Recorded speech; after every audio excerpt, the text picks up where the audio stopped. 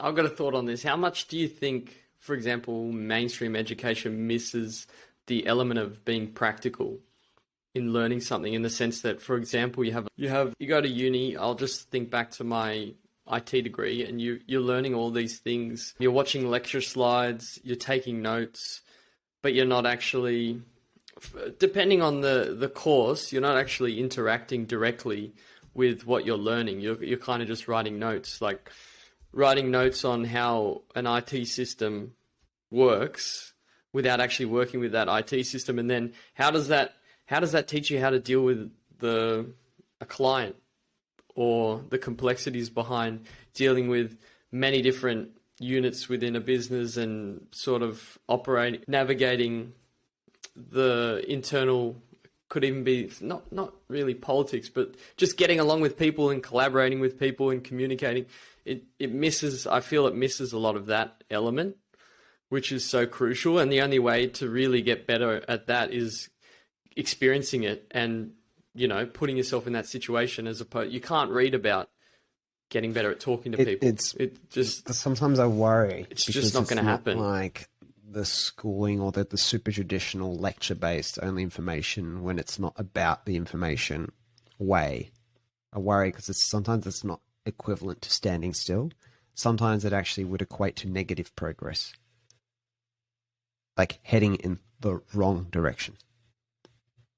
And again, it's the whole, we talked about, we don't have the episode number yet because we're recording it today, but we're talking a bit back about how learning is often, a lot of people like enroll in courses, degrees and things like that to actually delay putting themselves out there, because it feels like you're making progress in the meantime.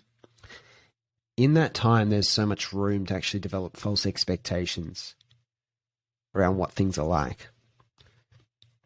And that's why it's really difficult. What you're talking about is really problematic, that when there's not much practicality put into it. Some universities are really embracing this, right? An example in Sydney is probably UTS is probably pretty good at, like, I don't know all the degrees, but the ones I know of, like making work experience really early on, like kind of very important, essential, mandatory, likely. I'm not sure how much.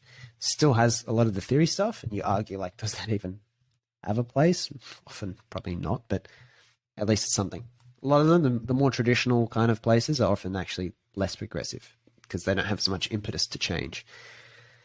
And the big problem we can get here is that they're delaying and forming a misshaped perception of what the real thing is, because there's obviously lag time between when you convert something to information and when, while that thing's changing, there's this multi-year process of turning it into information, then like approving it to be in the curriculum. So bureaucracy is going to get worse and worse at education. By that, I mean big, heavy institutions, governments. I expect are probably going to get worse at education. In relative, to say, like private alternative, like constant student, right? Very light team, no stakeholders, no accreditation things we have to balance. It's like we can make a change like that because it's a more effective way to learn. We can just change it like that, right? Weeks, not much money, not much shifting of personnel. It's nimble, right? So light. And that way, it's like if something's shared, I can share something that is current right now. That is the cutting edge. Like I can just share a podcast episode that was made about Web3 or blockchain or something like that, that was recorded by, say, Naval Ravikant and Tim Ferriss, like in the last couple of weeks. There's not much lag time between when it comes into the curriculum, so that it's live. So even when it's information in, say, this, what we use at Constant Students, this private community model of education, even though there's still like information there, it's freaking live. It's straight from the source and it's directly relevant now. Not this might be useful to apply, and it's like, no, this is a opinion on where this space is headed in the future. Be aware of it.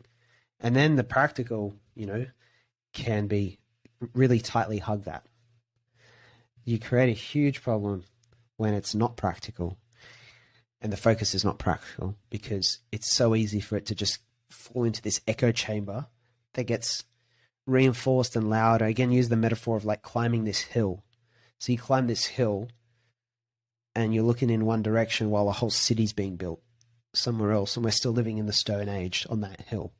Because back when we started climbing that hill, we didn't have cars and vehicles and houses and stuff. We had tents and pickaxes and stuff like that. Meanwhile, technology's changing, but you can't see that because you're so focused on climbing that hill. There's such a lack of perspective. There's such a disparity between what's happening in the world and what information is presented to most people because of format. So it is just widely misaligned in so many instances. But again, have to caveat, I don't know what's going on in every single university or every single school.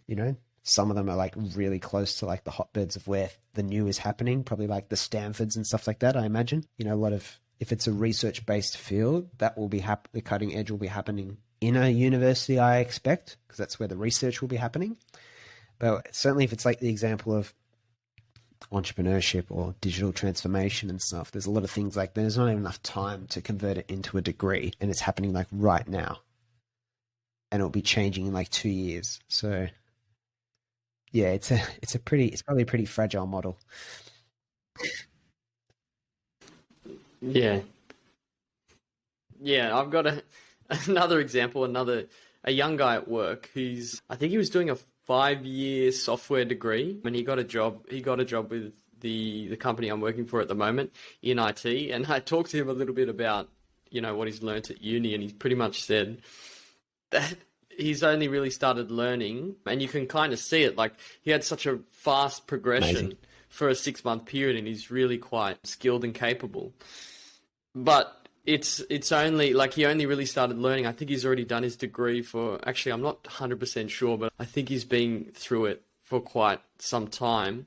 But just literally just going and working for a company, and because you're seeing everything, you're working, especially a smaller company, you're firstly given problems to solve straight away, and you're given tasks to work through, and you can see exactly how what you're solving is impacting a part of the business, and how you're solving a customer problem or you're fixing something. It's like the difference between watching a video on how to set up something versus like going and setting it up. Because things are not A, B, C, D. Like, for setting something up, for example, a phone system, I mean, you set it up, and then you're basically searching, how do I do this? How, like, things ping pong around. It's not like 1, 2, 3, and then different variables come up.